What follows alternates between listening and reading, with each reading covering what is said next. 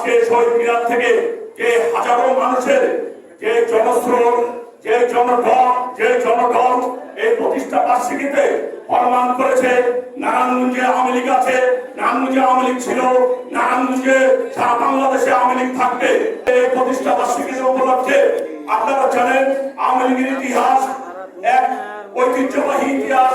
যেই দল সৃষ্টি হলো 1949 সালে ঢাকার রোজ গার্ডেনে, সেই দল প্রতিষ্ঠিত হওয়ার পর থেকে আন্দোলন সংগ্রাম থেকে বাংলাদেশের ভূমিষ্ঠ থেকে একটি বাংলা স্বাধীনতার অগ্রগামী মানুষের জন্য একটি মানচিত্রের মধ্যে একটি দেশ চেয়েছিল। সেই বঙ্গবন্ধু যখন বাংলাদেশ আওয়ামী লীগের নেতৃত্ব নিলেন, সেই নেতৃত্ব নেওয়ার পর থেকে এই দেশকে বাংলাদেশের মধ্যে এই বিশ্বের মধ্যে আবির্ভূত করার জন্য 7 মার্চে একটি ডাক দিলেন ওই পাকিস্তানিরা, পশ্চিম পাকিস্তানিদের কাছ থেকে আমাদের দেশকে মুক্ত করতে হবে। এবারের সংগ্রাম স্বাধীনতার সংগ্রাম, এবারের সংগ্রাম আমাদের মুক্তির সংগ্রাম।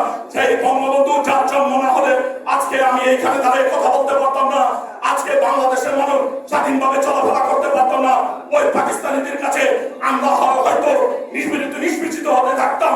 ওরা জানেন না কি অত্যাচার, কি নির্যাতন কি করেছে এই দেশের মানুষের মা বোনদের ইজ্জত নিয়ে। কিন্তু সেটা গেল সেই তাদের সাথে ওই হায়না বিএনপি জামাত জোট সরকার, ওরা মিলে বাংলাদেশকে আবার রূপ দেওয়ার জন্য আবারও ওরা কি চাইলো, আগুন সন্ত্রাস করে বাংলাদেশকে জঙ্গিবাদ করে পিছনে ফেলে দেওয়ার জন্য চেষ্টা করলো। কিন্তু মাননীয় প্রধানমন্ত্রী দেশরত্ন শেখ হাসিনা 1981 সালে বাংলাদেশে পদার্পণ করেন।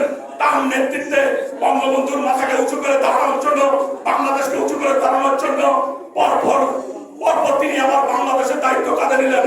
এমন দায়িত্ব কাঁধে নিয়ে নানা চড়াই উৎপাত পেরিয়ে উনি আবারও বাংলাদেশে ক্ষমতা আসীন। সেই নেত্রী, আমার নেত্রী, মানবতার মা জননেত্রী শেখ হাসিনা আজকে প্রধানমন্ত্রী আছেন। উনি আজকে জানেন বাংলাদেশের কাছে, বিশ্বের কাছে একজন রোল মডেল। বাংলাদেশের বাইরে ওনার কাছ থেকে সময় নিতে হয়, ভারতের প্রধানমন্ত্রী ওনার কাছ থেকে সময় নিতে হয়, রাশিয়ার প্রধানমন্ত্রী ওনার কাছে সময় নিতে হয়, চীনের প্রধানমন্ত্রী ওনার কাছে সময় নিতে হয়। কোন জায়গায় আজকে আমাদের বাংলাদেশকে নিয়ে গেছে, আমি তার দীর্ঘায়ু ও সাফল্য কামনা করছি। এবং সেই সাথে আমাদের অভিভাবক, আমার অভিভাবক নারায়ণগঞ্জ জেলা আওয়ামী লীগের সংগ্রামী সাধারণ সম্পাদক, আজকে একটু আগে এক সোনারগাঁয়ের এক জনপ্রতিনিধির সাথে কথা বললাম। উনি বলল রিপোর্ট, উনি বলল ভাই বাদল ভাই সকালে 10টায় সোনারগাঁয়ে আসলো, ভাই আমরা অত্যন্ত পরিশ্রম হয়ে গেছি, কিন্তু এখন উনি এই শরীর নিয়ে মাননীয় এমপি সাহেবের সাথে যেভাবে উনি মিছিলে থেকে সামনে থেকে নেতৃত্ব দিল, ভাই আমরা হরান হয়ে রাস্তার মধ্যে 2বার 3বার চিত হয়ে গেছি।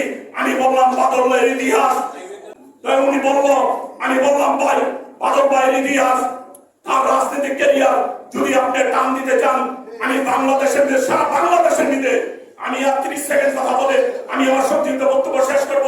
আমি বললাম ভাই সারা বাংলাদেশের মধ্যে হয়তো কেউ জানে না, যদি বাদল ভাইয়ের রাজনীতি ইতিহাস টানা হয়, সারা বাংলাদেশের সিবিসি টান দিলে আর 5 জন লোকের ইতিহাস এই বাদল ভাইয়ের মতন ইতিহাস পাবেন কিনা সন্দেহ। তাই আমরা তার নেতৃত্বে রাজনীতি করি, তার সাথে আছি এবং নারায়ণগঞ্জে আওয়ামী লীগকে সুসংগঠিত করার জন্য আমরা ইনশাআল্লাহ আমরা এগিয়ে যাব। এই বলে আমি আমার সংক্ষিপ্ত বক্তব্য শেষ করছি। জয় বাংলা, জয় বঙ্গবন্ধু।